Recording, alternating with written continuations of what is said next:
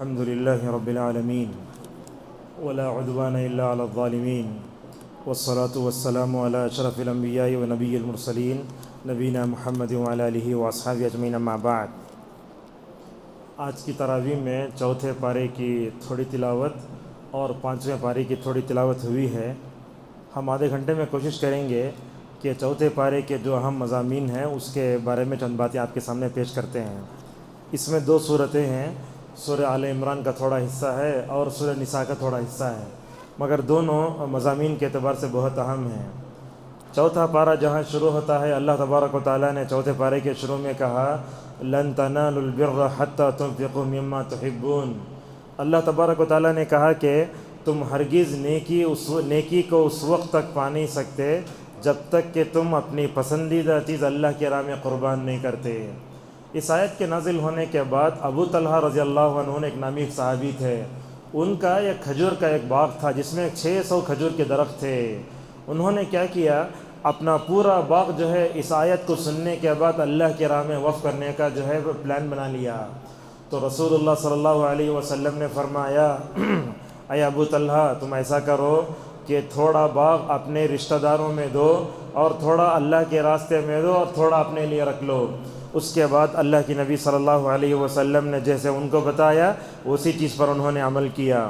اس کے بعد اسی صفحے میں ذرا نیچے اتریں گے تو اللہ تبارک و تعالیٰ نے کعبۃ اللہ کا تذکرہ کیا ہے، کہا ان اول بیت وضع للناس للذی ببکۃ مبارکا وہدی للعالمین۔ آپ جانتے ہیں دنیا میں سب سے پہلا جو گھر بنا تھا وہ کعبۃ اللہ ہے، جیسا کہ علامہ اقبال بھی کہتے ہیں دنیا کے بت قدوں میں پہلا وہ گھر خدا کا، ہم اس کے پاسباں ہیں وہ پاسباں ہمارا۔ یہی چیز تھی ابو ذر رضی اللہ عنہ میں، کیا حرص تھی صحابہ اکرام میں۔ تو انہوں نے رسول اکرم صلی اللہ علیہ وسلم سے پوچھا یا رسول اللہ، دنیا میں سب سے پہلے مسجد کون سی بنی ہے؟ اللہ کی نبی نے فرمایا مسجد حرام، جس کو کعبۃ اللہ کہتے ہیں۔ پھر کہا کون سی مسجد؟ پھر کہا مسجد اقصیٰ۔ کہا ان دونوں کے درمیان میں کتنے گیپ تھا؟ آپ نے فرمایا 40 سال۔ اب سوال یہ پیدا ہوتا ہے کہ کعبۃ اللہ کی بنیاد رکھنے والے کون تھے؟ فرشتے تھے یا آدم تھے؟ یا علماء کے درمیان میں اختلاف ہے۔ بعض علماء کہتے ہیں فرشتوں نے رکھا، بعض علماء کہتے ہیں کہ آدم علیہ السلام نے رکھا۔ اس بارے میں کیونکہ قرآن و حدیث میں کہیں صراحت نہیں ہے، البتہ انبیاء کے قصوں کے درمیان میں یہ بات آئی ہے، لہٰذا اس کو ایسے ہی چھوڑ دینا چاہیے۔ تو کعبۃ اللہ جو ہے یہ مسلمانوں کا دل ہے۔ سعودی عرب کے مشہور عالم دین صالح آل الشیخ وہ کہتے ہیں کتنی اچھی بات، ہمیں کیا سمجھتے ہیں سعودی عرب کو پیٹرول کی وجہ سے، سونے کی وجہ سے عزت ہے۔ سعودی عرب کو پیٹرول سونے کی وجہ سے عزت نہیں ہے، مکہ مدینہ کی طرف سے عزت ہے، اور یہ مسلمانوں کے دو دل ہیں، یہ مسلمانوں کے دو آنکھ ہیں۔ اور اللہ تبارک و تعالیٰ کعبۃ اللہ کی بھی، مدینہ کی بھی جو ہے قیامت تک حفاظت فرمائے گا۔ جیسا کہ روایتوں میں آتا ہے آپ صلی اللہ علیہ وسلم نے فرمایا کہ دجال وہاں جانے کی کوشش کرے گا مگر نہیں جا پائے گا۔ تو اللہ کی نبی نے یہ بھی فرمایا قیامت کے قریب میں اگر تم دجال کے فتنے سے بچنا چاہتے ہو، اگر تمہیں مکہ مدینہ میں جا کر رہنے کا اگر پروگرام ہو تو جا کر رہ سکتے ہو۔ بہرحال کعبۃ اللہ یہ دنیا کی سب سے مقدس جگہ ہے، جیسا کہ ہم نے اس سے پہلے بھی کہا، اس سے ہمارا حج کا اور عمرے کا تعلق ہے۔ اب دیکھتے ہیں لوگ حج کو جانا کیا ہے، عمر بھر میں ایک مرتبہ فرض ہے وہ۔ یہاں تو حال ایسے ہے جس خاندان میں وہ رہتا ہے اس خاندان میں بیوہ ہیں، اس خاندان میں تعلیم کے لیے، اسکالرشپ کے لیے بچے تڑپ رہے ہیں، یتیم خانے ہیں، تعلیم کے لیے مسئلہ ہے، ان سب چھوڑ کر کے آج کل تو میں سمجھتا ہوں حج عمرہ پکنک بن گیا ہے۔ حالت صحیح ہے، حج کو جا کے آ رہے ہیں، نہ زندگی میں کوئی تبدیلی۔ آپ دیکھیں گے بدعتیوں کو حج کو جا کر اپنی بدعت میں اور پختہ ہو جاتا، بولتا مسجد نبوی میں جو ہے اللہ کے نبی صلی اللہ علیہ وسلم کی خبر ہے۔ تو اس طرح کی باتیں ہم سنتے ہیں۔ تو عرب حکومت کے قانون بنائی ہے، وہ کیا قانون ہے؟ 5 سال میں ایک مرتبہ حج کرنا۔ لیکن ہم سب نہیں ہے، ہم لوگ جب حج کیے تو ایسا تھا جتنا آدمی چاہے جا سکتے تھے، اب تو ویسا نہیں ہے۔ مینا میں، مزدلفہ میں، عرفہ میں اتنی خطرناک جو ہے سیکیورٹی ہے، اگر پکڑے گئے تو سیدھے ایئرپورٹ، اور اس کے بعد 10 سال تک سعودی عرب کو جا نہیں سکتے آپ، اس کے اوپر جو ہے مطلب غرامہ، جرمانہ بھی آتا ہے۔ تو یہ 5 سال تک میں ایک مرتبہ جو حج کرنا سعودی حکومت قانون بنائی نا، اس کے پیچھے ایک حدیث ہے، ابن حبان کی روایت ہے، علامہ البانی رحمہ اللہ نے صحیح قرار دیا، کہا اللہ تعالیٰ فرماتا ہے اے آدم کے بیٹے اگر تو 5 سال میں ایک مرتبہ طاقت رکھتے ہوئے میرے پاس نہیں آیا تو میری رحمت سے محروم ہے۔ لہٰذا حج یہ جوانی کی عبادت ہے۔ 15-20 سال پہلے تو بڈھے حج کو جاتے تھے، اب تو الحمدللہ امت میں تھوڑی کیا آئی ہے، مطلب تبدیلی آئی ہے۔ یہ حج بھی عمرے میں جوانی میں کرنے کی عبادت ہے، بوڑھے میں کرنے کی عبادت نہیں ہے۔ اور حج جب انسان کو نصیب فرض ہو جاتا ہے نا تو چلے جانا چاہیے۔ بعض لوگوں کو دیکھتے ہیں ہزاروں لاکھوں کروڑوں کماتے ہیں، حج کو گئے کیا حج کو نہیں گئے، ایسا نہیں ہونا چاہیے۔ اگر آپ کے اوپر حج واجب ہو گیا تو مرتبہ جا کے آ جائیے تاکہ جو ہے ہم اللہ تبارک و تعالیٰ کے سامنے جواب دینا ہو سکے۔ اور رمضان میں عمرہ کرنے کی فضیلت اور ہی ہے۔ آپ نے فرمایا عمرۃ فی رمضان تعدل حجۃ معی، آپ نے کہا کہ رمضان میں عمرہ کرنا رسول اللہ کے ساتھ حج کرنے کا ثواب ہے۔ اس کے بعد یہ آیت آئی یا ایھا الذین آمنوا اتقوا اللہ حق تقاتہ، ہمارے پاس خطبہ ہوتا ہے اس میں سنتے ہیں اب یہ تینوں آیتیں۔ اللہ تعالیٰ اس میں فرماتا ہے ایمان والو اللہ سے ویسے ڈرو جیسے ڈرنے کا حق ہے۔ اس کے بعد نبی کے بعثت کا فائدہ بتایا گیا۔ آپ جانتے ہیں اللہ کے نبی صلی اللہ علیہ وسلم دنیا میں بعثت نبی سے پہلے، یعنی آپ کے نبی بنائے جانے سے پہلے عرب لوگ جو ہے معمولی باتوں میں لڑتے تھے۔ ایک طرف ہے قبیلہ اوس کا، دوسرا طرف ہے خزرج، پانی میں پکڑنا تمہیں پکڑنا، لڑائی شروع ہو جاتی۔ ایک تنگ جگہ رہتی، وہاں مہاجرین پہلے جانا کہ انصار پہلے جانا کہ چھوٹی چھوٹی باتوں پہ لڑائی شروع ہو جاتی۔ تو اللہ فرماتا ہے وَاذْكُرُوا نِعْمَةَ اللَّهِ عَلَيْكُمْ إِذْ كُنْتُمْ أَعْدَاءً فَأَلَّفَ بَيْنَ قُلُوبِكُمْ فَأَصْبَحْتُمْ بِنِعْمَتِهِ إِخْوَانًا۔ اے مومنو دیکھو رسول اللہ کے بعثت کی وجہ سے آپ نے تو دلوں میں ایسی محبت پیدا کی کہ تم جو ہے بھائی بھائی بن گئے، حالانکہ تم اس سے پہلے لڑ رہے تھے۔ چنانچہ رسول اللہ صلی اللہ علیہ وسلم نے لڑائی کا خاتمہ فرمایا اور محبت پیدا فرمائی۔ اس کے بعد اللہ نے اور ایک مضمون یہاں کہا کہ دعوت کا کام ہونا چاہیے، جیسا کہ کہا وَلْتَكُن مِّنكُمْ أُمَّةٌ يَدْعُونَ إِلَى الْخَيْرِ، تم میں سے ایک جماعت ہونا چاہیے، کیا کرنے کے لیے؟ بھلائی کی طرف دعوت دینے اور برائی سے روکنے کے لیے۔ دعوت کا یہ کام کیسا ہے اس بارے میں اہل علم کہتے ہیں کہ اگر کچھ لوگ کرے تو کوئی حرج نہیں ہے، اور علامہ بن باز رحمہ اللہ کا یہ موقف ہے اگر برائیاں بڑھ جاتی ہیں تو یہ کام جو ہے فرض عین ہو جاتا ہے۔ اب مثال کے طور پر ہم بھی دیکھتے ہیں دعوت کا کام برے تو لوگ کیا بولتے ہیں مسلمانوں کے درمیان میں پہلے اصلاح کا کام کرو، بعد میں جا کے غیر مسلموں میں جو ہے دعوت کا کام کرو۔ آپ جانتے ہیں تبلیغ جماعت کی حقیقت کیا ہے؟ یہ جماعت جب شروع ہوئی نا، اس جماعت کے پیدا کرنے کا مقصد ہی یہی تھا کہ غیر مسلموں میں دعوت کا کام کیا جائے، مگر وہ جماعت وہاں سے ہٹ گئی۔ اب مسلمانوں کے درمیان میں اصلاح کا کام کرتے ہیں، اور سب ایک ہی کام کیا، خالی معروف کا حکم دینا، منکرات سے روکتے نہیں۔ کون ہے تبلیغ جماعت سے تعلق رکھنے والے جا کے جھنڈے گاڑنے سے کرتے ہوں، عرس سے روکتے ہوں، تعویذ کاٹتے ہوں؟ نہیں ہے، صرف نماز پڑھو اسی طرح دعوت دیتے ہیں۔ لہٰذا یہ دعوت کا کام جو ہے مسلمانوں کے ساتھ اصلاح کا کام کرتے ہوئے یہ دعوت کا کام غیر مسلموں میں بھی ماشاءاللہ ہونا چاہیے۔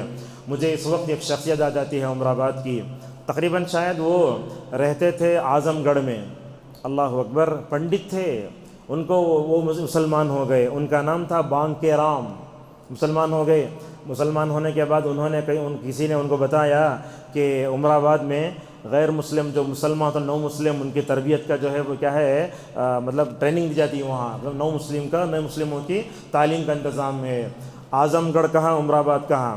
نکلے وہاں سے، نکل کر عمر آباد سے پہلے ایک جگہ ہے آمبور، وہاں پہنچ گئے۔ اب آمبور سے عمر آباد جانا ہے، تقریباً 8 کلومیٹر کا فاصلہ ہے۔ کسی سے انہوں نے پوچھا یہ بس کہاں جاتی، چڑھ گئے۔ یہ کب کی بات ہے؟ تقریباً ہو گئے 50-60 سال ہو گئے واقعہ پیش آ کر کے۔ تو گئے بس چڑھ گئے، تو بس جیسے ہی عمر آباد میں کھڑی تو ابھی ایک استاد موجود ہیں ہمارے سید عمیر صاحب عمری مدنی حفظہ اللہ، تو عمر آباد کے بس اسٹینڈ میں وہ کھڑے تھے، تو یہ نو مسلم تھے نا، بس کی سیڑھیوں پر کھڑے ہو کر پوچھے یہ عمر آباد ہے کیا؟ عمر آباد، فوراً کود گئے۔ اللہ اکبر، یہ معمولی سی آدمی اتنی ترقی کرے گا ذرا سوچ سکتے نہیں آپ، آنکھوں سے آنسو آ جاتے ہیں۔ تو عمر آباد میں تھے، ماشاءاللہ سب سے پہلے انہوں نے اردو سیکھی، بعد میں عربی سیکھی۔ جامعہ دارالسلام کے عمر آباد کی اساتذہ کی تاریخ بھی بہت پرانی ہے، ایسی ہے یہ نو مسلم بچے کو رات میں 3 بجے ماشاءاللہ حدیث کتاب پڑھاتے تھے۔ آج کے لوگ کر نہیں سکتے، یہ کیا کرتے ہیں انہوں ایک کتاب مشکات بلوغ المرام اپنے جو ہے بغل میں لے لیتے ہیں، ایک ہاتھ میں چراغ، ایک ہاتھ میں ڈنڈا، اور جو ہے لے کر نکلتے. کتے ہیں باہر، رات میں 3 بجے جا کے اساتذہ کے گھر کا دروازہ کھٹکھٹاتے، وہاں مسلمان ہوئے، مطلب مسلمان ہو کر تعلیم حاصل کرے، عمری بنے اور مکمل فارغ بھی ہو گئے. تو وہاں سے فارغ ہونے کے بعد اللہ تبارک و تعالیٰ نے اس نو مسلم بچے کا داخلہ مدینہ منورہ میں کرایا. مدینہ منورہ گئے، وہاں جا کے کلۃ الحدیث میں پڑھے، وہاں سے جا کے ازہر یونیورسٹی جو ہے نا اس میں ایجپٹ میں، وہاں جا کے تعلیم حاصل کرے. وہاں سے تعلیم حاصل کرنے کے بعد پھر مدینہ اسلامک یونیورسٹی میں وائس چانسلر بنے. نو مسلم بچہ دیکھو اسلام سے کہاں کہاں پہنچتا ہے. اس کے بعد وہاں سے نکلے، مسجد نبوی میں درس دیتے رہے. کرونا میں ان کا انتقال ہوا. اپنی زندگی کے آخری دنوں میں 14 سال ماشاءاللہ تقریباً 16,000 حدیثوں کو جمع کیا. آخر میں محدث بن کر مدینہ میں انتقال فرمائے. ہوا کیا؟ اس واقعے سے ہم کو بتانا کیا چاہتے ہیں، ایک آدمی مسلمان ہوتا ہے، اس کے اسلام کی تبلیغ کے لیے ماشاءاللہ تعلیم کے لیے اللہ کہاں کہاں دیکھو مکمل طور پر جو ہے دروازے کھولتا ہے. لہٰذا میں آپ سے جو ہے درخواست کروں گا، آپ کے ساتھ جو مسلمان نو مسلم غیر مسلم اٹھتے بیٹھتے نا، ہمیں جب تنخواہ مہینہ ختم ہو تنخواہ دینا ہم جانتے ہیں. ہمارے گھروں میں کتنے غیر مسلم لڑکیاں لڑکے کام کرتے ہیں خادم کے طور پر، ہم انہیں تنخواہ دیتے ہیں مگر ان ہدایت کے لیے تڑپتے نہیں ہیں. یا رسول اللہ صلی اللہ علیہ وسلم کو دیکھو، ایک یہودی بچہ آپ کی خدمت کرتا تھا. معلوم ہے نا، یہودی قوم تو ہماری سب سے بدترین قوم ہے، جیسا کہ سورہ مائدہ میں آتا ہے. مگر نبی کریم صلی اللہ علیہ وسلم بچہ جب بیمار ہوا نا، آپ اس کی عیادت کے لیے گئے، جا کے عیادت کے لیے بیٹھے ہیں. تو کیا ہے، اللہ کے نبی صلی اللہ علیہ وسلم، ہوتا یہ ہے کہ انسان جب بیمار ہوتا ہے دل نرم ہو جاتا ہے. تو اللہ کے نبی بیٹھے، اچھا موقع ہے اسلام پیش کرنے کا. بولے اے لڑکے اسلام لا لے. تو بیٹا کیا کرنے لگا، باپ کی طرف دیکھنا، باپ سر کے پاس بیٹھا ہے. تو اللہ کے نبی صلی اللہ علیہ وسلم نے کہا مسلمان ہو جاؤ. تو جب باپ نے اپنے بیٹے سے کہا ابو القاسم صلی اللہ علیہ وسلم بولتے ہیں تو اسلام لا لو. اس کے بعد ہوا کیا، وہ بچہ مسلمان ہو گیا. اللہ کے نبی کی خوشی کے ٹھکانے نہیں. نبی کریم صلی اللہ علیہ وسلم جب وہ بچہ مسلمان ہو گیا نا، اللہ کے نبی خوشی کا انداز کیسے الفاظ میں کہتے ہیں، الحمدللہ الذی انقذہ بی من النار. تمام تعریفیں اس اللہ کے لیے ہیں جس نے میری وجہ سے اس بچے کو نار جہنم سے بچا لیا. یہ واقعہ بخاری میں ہے. مسند احمد کی روایت میں آتا ہے رسول اللہ صلی اللہ علیہ وسلم نے فرمایا جب میں نے اس کے اوپر اسلام پیش کیا، وہ مسلمان ہوا، اس کے بعد سکرات کی حالت ہے کہ اللہ کو پیارا ہو گیا. یہ ہوتے ہیں دعوت کے لیے تڑپنا. تو ہم جس ملک میں رہتے ہیں یہاں ہم سمجھتا ہوں میں 18% ہیں اور تقریباً 88% غیر مسلم ہیں.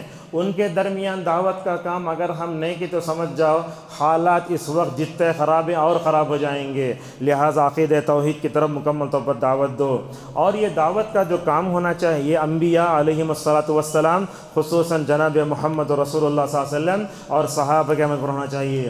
اس کے بعد اللہ نے ایک بات یہی بتائی کہ تم ان لوگوں کی طرح نہ ہو جاؤ جنہوں نے دین کو ٹکڑے ٹکڑے کر لیا. یہاں ایک بات بھی ہے، وہ بات یہ ہے کہ اللہ کے نبی نے صحیح حدیث میں فرمایا یہودی، آپ نے کہا کہ یہودی 71 گروپ میں بٹ جائیں گے اور نصارہ 72 گروپ میں بٹ جائیں گے. میری امت کتنے بٹے گی؟ 73. صحابہ نے کہا یا رسول اللہ وہ 73 گروپ کے بارے میں آپ نے یہ فرمایا کہ وہ پورے جہنم میں جائیں گے سوائے ایک کے. یہ سن کر صحابہ کرام کو پریشانی ہوئی. تو اللہ کے نبی صلی اللہ علیہ وسلم نے کہا دیکھو اگر تم جو ہے قیامت کے دن نجات پانا چاہتے ہو تو میرے راستے پر چلو، صحابہ کے راستے پر چلو. لہٰذا اللہ نے اس کے آگے کہا قیامت کے دن کچھ لوگوں کے چہرے سفید ہوں گے، کچھ لوگوں کے چہرے کالے ہوں گے. یہ کیا مطلب ہے؟ حضرت عبداللہ ابن عباس رضی اللہ عنہما فرماتے ہیں جو آدمی اللہ کے راستے پر، رسول اللہ اور صحابہ کے راستے پر چلتا ہے ان کے چہرے سفید ہوں گے، اور جو لوگ بدعتی ہوتے ہیں ان کے چہرے کالے ہوں گے. اگر آپ یہ دیکھنا چاہتے ہیں تو جو آدمی توحید پر ہوتا ہے، اتباع سنت پر ہوتا ہے، تو مرے تو اس کا چہرہ روشن رہتا ہے. اگر بدعتی مرا انہیں کتنا بھی میک اپ کر لیں دے لیکن بدعت کی سیاہی دنیا میں بھی ظاہر ہوتی اور کہا آخرت میں بھی مکمل طور پر ظاہر ہوگی. اللہ تبارک و تعالیٰ نے اس کے آگے اس امت کے کئی صفاتی نام بیان فرمائے. اس امت کا نام یک ہے خیر امت. اس کا اور ایک نام ہے امت محمدیہ، اس کا اور ایک نام ہے امت مسلمہ، اور ایک کا نام ہے امت مرحومہ، اور اس امت کا آپ نے یہ نام بھی ذکر کیا فرقہ ناجیہ، نجات پانے والی جماعت۔ اللہ تبارک و تعالیٰ نے اس کے بعد یہ بتایا کہ یہ اہم ہے، ملک ہندوستان میں رہتے ہوئے اگر ہم دشمنان اسلام کے سازشوں سے بچنا چاہتے ہیں تو امت کو دو چیزیں اپنے اندر پیدا کرنا ہوگا۔ وہ کیا فرمایا؟ وَإِن تَصْبِرُوا وَتَتَّقُوا لَا يَضُرُّكُمْ كَيْدُهُمْ شَيْئًا، اگر تم اپنے اندر صبر پیدا کر لو، تقوی پیدا کر لو، دشمنان کے حملوں سے محفوظ ہو جاؤ گے۔ آج امت کے پاس صبر بھی نہیں ہے، تقوی بھی نہیں ہے، جس کی وجہ سے جو ہے دشمنان اسلام ہمارے اوپر نعوذ باللہ غالب ہو جا رہے ہیں۔ اس کے بعد اللہ تبارک و تعالیٰ نے بدر کا تذکرہ فرمایا۔ انشاءاللہ جو بدر کا تذکرہ ہے نا وہ تقریباً جو ہے 90-10ویں پارے میں آتا ہے، آگے اس کو ہم چھوڑ دیتے ہیں۔ اس کے بعد اللہ تبارک و تعالیٰ نے اس صورت میں ایک جنگ کا تذکرہ فرمایا۔ اب جانتے ہیں یہ جو جہاد کی اجازت تھی تقریباً مدینہ آنے کے بعد ملی تھی۔ پہلی جنگ بدر ہے، دوسری جنگ کیا ہے؟ احد ہے۔ یہ احد کیا ہے؟ بہت اہم ہے۔ اب جب ہم مدینہ وغیرہ میں تھے تو یہ جگہ جا کر ہم اپنی آنکھوں سے دیکھیں ہیں۔ احد کیا ہے؟ اصل میں احد ایک پہاڑ ہے۔ وہ تقریباً میں سمجھتا ہوں یہ مسجد نبوی کے تو باب المجیدی ہے، وہاں سے داخل ہوں گے یا تو پیچھے پڑتا ہو، اور جامعہ اسلامیہ کا بعض ہاسٹل وہاں تھے، تو ہم دن رات ماشاءاللہ وہ احد پہاڑی کو دیکھتے تھے۔ اس کے دامن میں یہ جنگ ہوئی، اس کو غزوہ احد کہتے ہیں۔ احد کا معنی کیا آتا ہے؟ اہل علم نے کہا، سعودی عرب کے جو ہے مسجد نبوی کے ایک مشہور امام ہیں، ان کا نام ہے عبد المحسن القاسم، انہوں نے ایک چھوٹا رسالہ لکھا، اس کا نام ہے غزوۃ احد نصر لا ہزیمہ۔ اس میں وہ فرماتے ہیں احد کو، پہاڑ کو احد اس لیے کہتے ہیں کہ وہ دنیا کا منفرد پہاڑ ہے، اور یہ ایسا پہاڑ ہے رسول اللہ صلی اللہ علیہ وسلم جب کبھی دنوں تک باہر سے آتے نا، رہتے نا باہر، اندر داخل ہو تو بولتے ھذا جبل یحبنا ونحبہ، بولتے یہ احد پہاڑ ہے نا وہ ہمارے سے محبت کرتا، ہم اس سے محبت کرتے ہیں۔ اسی پہاڑ پر شاید ایک دن جناب محمد اور رسول اللہ صلی اللہ علیہ وسلم چڑھے، آپ کے ساتھ ابو بکر بھی ہیں، آپ کے ساتھ عمر بھی ہیں، آپ کے ساتھ عثمان بھی ہیں۔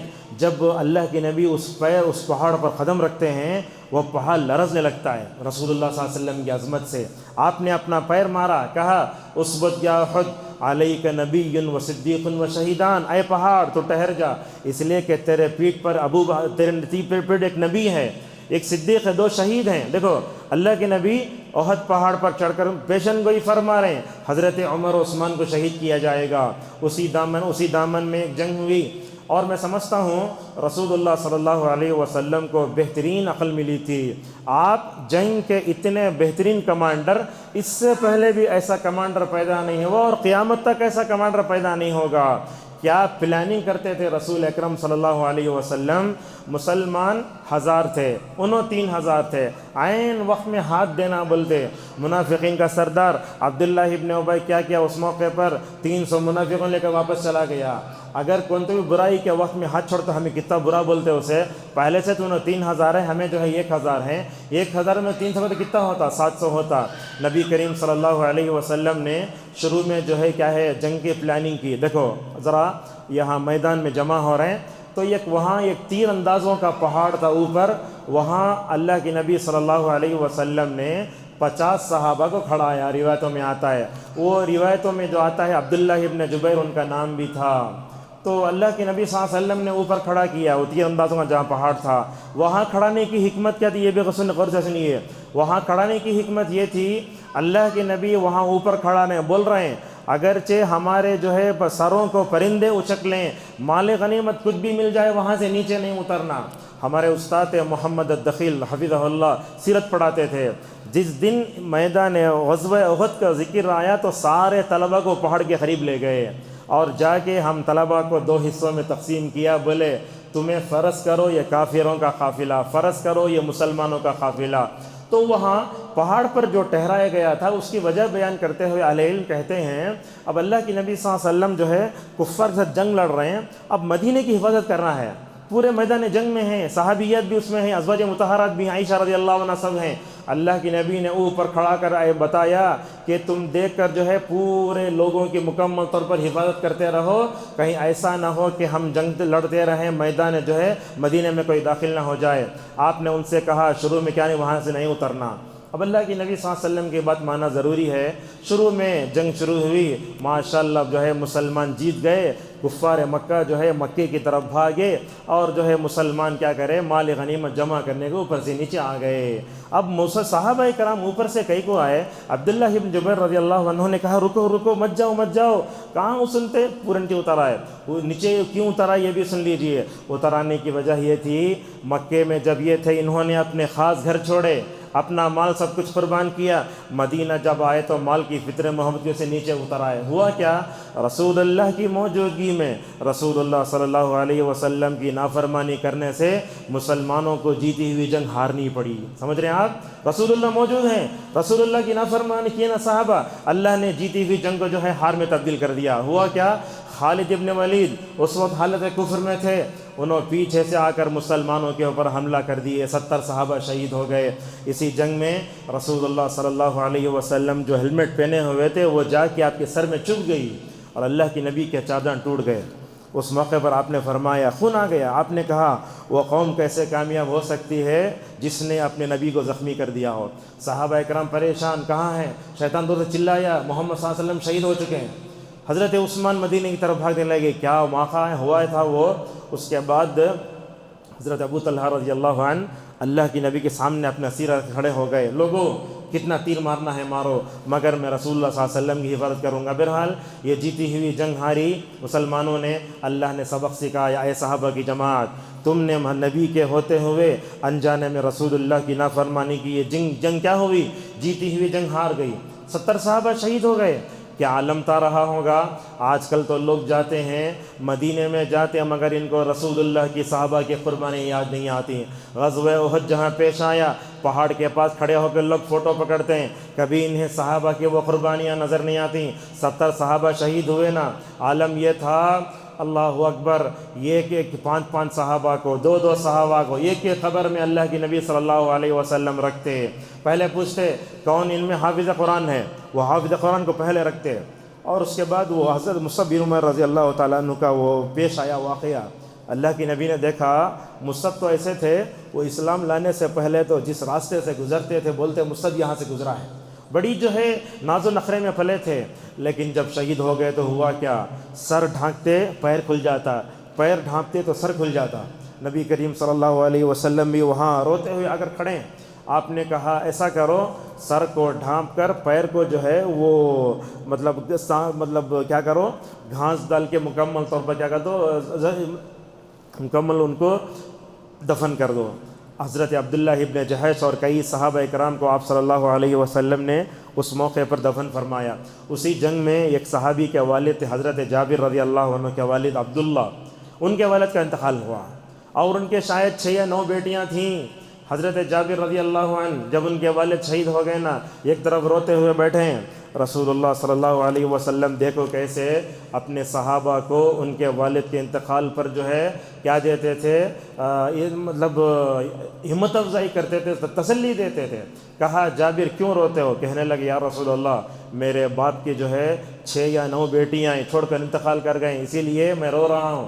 تو اللہ کی نبی صلی اللہ علیہ وسلم نے جابر سے فرمایا، جابر یاد رکھو میں تم کو خوشخبری دیتا ہوں، اللہ تعالیٰ نے ابھی تمہارے والد سے ڈائریکٹ بات کی ہے۔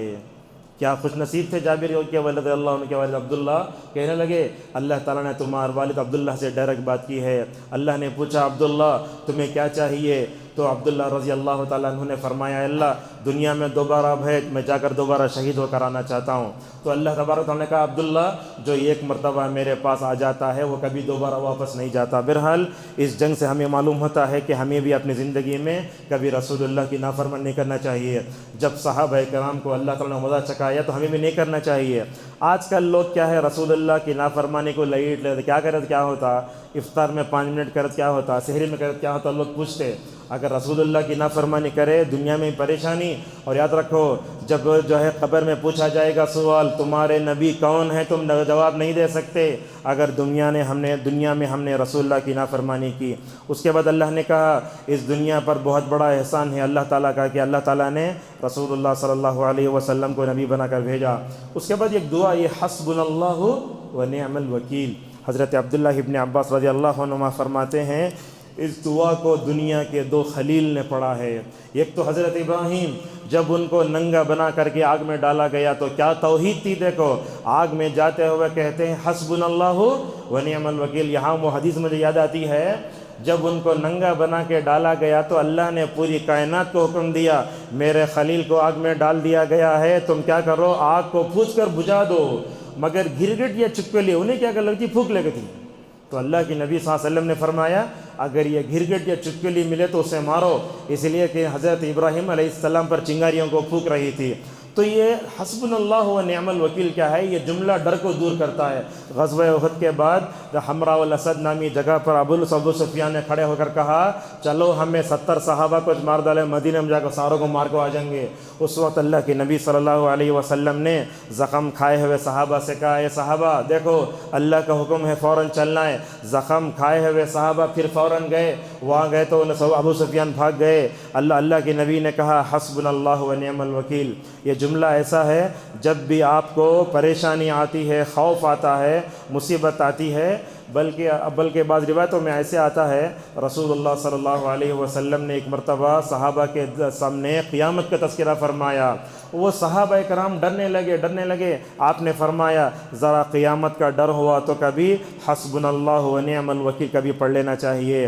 مال غنیمت سے چوری کا کیا انجام ہوتا ہے، منافقین کی بزدلی کیا ہوتی ہے۔ یہودیوں نے کہا نعوذ باللہ اللہ تعالیٰ فقیر ہے۔ اس کے بعد سورہ آل عمران کے آخری 10 آیتیں آئیں، دیکھو حضرت عبداللہ ابن عباس رضی اللہ عنہ فرماتے ہیں مجھے یہ فکر تھی میں جا کر دیکھوں اللہ کی نبی کی رات کیسے گزرتی ہے۔ وہ کون بولے تو اللہ کے نبی کی بیوی میمونہ اور ابن عباس رضی اللہ عنہ کی خالہ رات میں گئے، جا کر اللہ کے نبی صلی اللہ علیہ وسلم ایک طرف سو رہے ہیں، حضرت ابن عباس سو رہے ہیں، شاید ان کی عمر اس وقت 10-12 سال کی ہے، رات میں اٹھے یہ دیکھنے کے لیے کہ اللہ کے نبی کی شب اور رات کیسے گزرتی ہے۔ اللہ کے نبی صلی اللہ علیہ وسلم رات میں اٹھے، آپ نے سب سے پہلے مسواک فرمایا، اس کے بعد اللہ کے نبی کو وضو کے پانی کی ضرورت پڑی۔ دیکھو یہ 10 یا 12-13 سال کا بچہ رسول اللہ کے سامنے صبح کے وقت میں ماشاءاللہ وضو کا پانی بڑھاتا ہے۔ اللہ کی نبی نے دیکھا یہ بچے کو اتنی فکر ہے، اللہ کی نبی نے اس بچے کو سینے سے سینے سے لگایا اور دعا دی اے اللہ اسے قرآن کا مفسر بنا دے دو، اے اللہ تجھے علم دے۔ اللہ اکبر، ایک ایسے وقت میں دعا دینے والے کون؟ جناب محمد رسول اللہ صلی اللہ علیہ وسلم۔ وقت کون سا؟ جب اللہ تعالیٰ دنیاوی آسمان پر آتا ہے، ایسے وقت میں دعا کی تو ایسے ترجمان القرآن بنے حضرت عبداللہ ابن عباس رضی اللہ عنہما۔ عمر رضی اللہ عنہ کو قرآن کی آیتوں میں اگر جو ہے شک ہوتا تو وہ حضرت عبداللہ ابن عباس سے پوچھتے تھے۔ بہرحال حضرت عبداللہ ابن عباس رضی اللہ عنہ فرماتے ہیں اللہ کی نبی نے وضو کیا، وضو کرنے کے بعد آسمان کی طرف دیکھ کر سورہ آل عمران کی آخری 10 آیتیں پڑھیں۔ ان آیتوں کو ہم چھوڑ دیتے ہیں، اور آپ تجربہ کر کے دیکھو زندگی میں رات میں 3 بجے کے بعد آسمان پر ایک عجیب طرح کی رونق ہوتی ہو، مگر جس کو ایمان ہے اسی کو نظر آتا ہو۔ ہمیں کیا ہے تارے وہ سب دیکھتے، رمضان میں سب دیکھو کائنات میں جنت کے دروازے کھلتے، پوری کائنات پہ رونق ہوتی اس کی۔ جیسے ہی عید کا چاند نظر آتا وہ کائنات سے رونق ختم ہو جاتی۔ کیوں؟ اس لیے کہ جنت کے دروازے بند ہو گئے اور جہنم کے دروازے کھل جاتے ہیں۔ 5 منٹ میں اپنے بات کو سمیٹ لیتے ہیں۔ اس کے بعد سورۃ النساء ہے، یہ قرآن کریم کی تقریباً فاتحہ، بقرہ اور آل عمران، نساء، چوتھی صورت ہے۔ یہ النساء کا معنی ہوتا ہے عورت۔ اللہ تبارک و تعالیٰ نے مردوں کے نام سے کوئی صورت نہیں اتاری مگر عورتوں کے نام سے صورت اتاری ہے۔ حضرت عبداللہ مسعود رضی اللہ عنہ کہتے ہیں اس صورت کی 5 آیتیں مجھے سرگونٹا زیادہ بہتر ہیں۔ اور یہ صورت کب اتری؟ حضرت عائشہ رضی اللہ عنہ فرماتی ہیں شادی کے بعد رخصتی ہو کر میں جب نبی کریم صلی اللہ علیہ وسلم کے پاس گئی اس وقت یہ صورت اتری ہے۔ اس صورت کی پہلی آیت بھی ہم جمعہ میں سنتے یا ایھا الناس اتقوا ربکم الذی خلقکم من نفس واحدہ۔ اس صورت میں اللہ نے کہا لوگو یتیم عورت سے شادی کرو تو کیا کرو، تم مہر دے کر شادی کرو۔ اور اس میں اللہ نے ایک بات یہ بتائی کہ 2 شادی، 3 شادی، 4 شادی کر سکتے ہیں۔ شیعہ کیا بولتے ہیں معلوم ہے؟ 2 کتنا ہوتا؟ 4 3 3 6 4 4 16 16 شادیاں کر سکتے ہیں. یہ شیعہ کی تفسیر ہے یہ، لیکن ہماری تفسیر ویسی نہیں ہے. اللہ تعالیٰ کیا فرماتا ہے؟ 2 کرو 3 کرو 4 کرو. لیکن یہ بات یاد رکھیں آپ، 2 شادی کرنا یہ ایک ضرورت ہے. بعض لوگ اسے سنت سمجھتے ہیں، وہ سنت نہیں ہے، ایک ضرورت ہے وہ. اگر آپ کے اندر جگر ہے، برداشت کرنے کی طاقت ہے جسمانی مالی، تب کرنا ہے. یہ آپ کے اندر جگر بھی نہیں ہے، مالی اعتبار سے طاقت بھی نہیں ہے، چپکے کر لے کے ہاتھ آ کے موت نہیں مر جانا، جیسے ہر دنیا میں ہم دیکھ رہے ہیں. لہٰذا ماحول ہوتا ہے عرب کا بھی، اگر 2 کرنا ہو تو آدمی کرے. اور یہ بات یہاں خواتین بھی، ہم یہ بات کی وضاحت بھی کر دیتے ہیں. دوسری شادی کو کراہت کی نیت سے دیکھنا کیسا ہے؟ سلیمان روحیلی ماشاءاللہ بڑا بہترین جواب دی اس کا. کہا یہ اصل میں اللہ کی طرف سے اجازت ہے. اگر آپ مطلب فطری طور پر کراہت کرتے ہیں، نہیں مجھے شوقاً نہیں چاہیے، اگر اس اعتبار سے بولتے ہیں تو کوئی حرج نہیں ہے. لیکن اگر آپ یہ کہتے ہیں اللہ کئی کو اجازت دیا رہوں گا، اگر آپ ایسا بولے تو نعوذ باللہ دار اسلام سے خارج. یہ اللہ کا فیصلہ ہے نا یہ، لیکن آپ ایسا نہیں بول سکتے. لہٰذا اس چیز کو ہی مکمل طور پر دیکھتے ہیں. اور آج کل دیکھتے ہیں ہمارے پاس کیا ہوتا تھا، پہلے وہ لاری کے پیچھے لکھا رہتا تھا V2 hours 2 V2 hours 1، اب V2 بس. اب حکومتوں میں اعلان ہو رہا ہے، تلنگانہ میں، تمل ناڈو میں 2 بچے، زیادہ سے زیادہ بچے پیدا کرو. اسلام تو پہلے بولا، کیا بولا؟ دیکھو زیادہ جننے والی، محبت کرنے والی لڑکی سے شادی کرو، اس لیے کہ قیامت کے دن انشاءاللہ میں اپنی امت پر مکمل طور پر جو کیا کروں گا، فخر کروں گا. یتیموں تو حسن سلوک کرنا چاہیے، ان کا مال نہیں کھانا چاہیے. آخری میں ایک اہم بات ہے، یہ مر گئے تو جائیداد تقسیم کرنے کا جو مسئلہ ہے نا، وہ بہت اہم ہے. 5 منٹ میں اپنی بات کو سمیٹتے ہیں.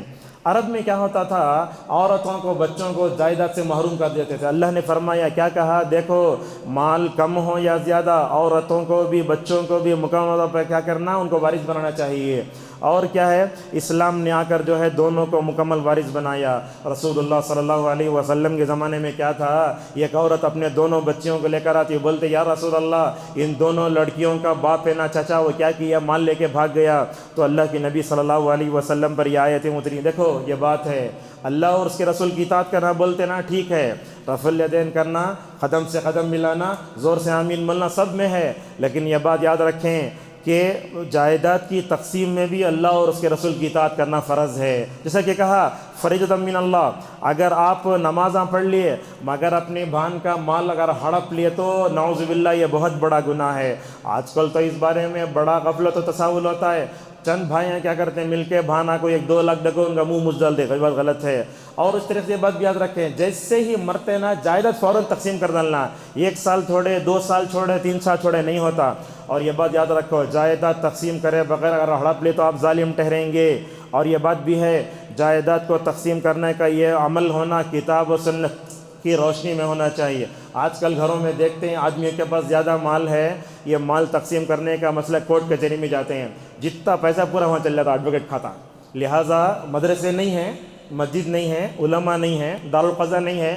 لہٰذا آپ کا جو مسئلہ ہے علماء کے درمیان میں جا کے مکمل طور پر حل کرو. آخر میں 2 باتیں ہیں یاد رکھو، اگر آپ یہ گز زمین بھی مارے دوسرے کی، اللہ تعالیٰ 7 زمینوں کا طوق بنا کے نعوذ باللہ آپ گلوں میں ڈالے گا. اور ایک روایت میں آتی ہے، اللہ کے نبی صلی اللہ علیہ وسلم فرماتے ہیں، اللہ تعالیٰ لعنت کرے اس آدمی پہ جو جگہ کے نشانات کو بدلتا ہے، دوسروں کی جگہ ہڑپتا ہے. آج کل تو دیکھتے لوگ قبرستانوں میں زندگی گزار رہے ہیں، تھوڑا تھوڑا مار کے اندر گھس جاتے ہیں. بنگلورو میں کتنے ایسے مدرسے ہیں جو قبرستانوں میں بنے ہوئے، نعوذ باللہ. بہرحال بات یہیں روکتے ہیں، کہنا یہ ہے جائیداد کی تقسیم کا جو عمل ہے کتاب و سنت کی روشنی میں ہونا چاہیے. آج رشتوں ناتوں میں کڑواہٹ تلخیاں اسی وجہ سے ہیں. چچا تایا سے بات نہیں کرتا، بھائی بہن سے بات نہیں کرتا.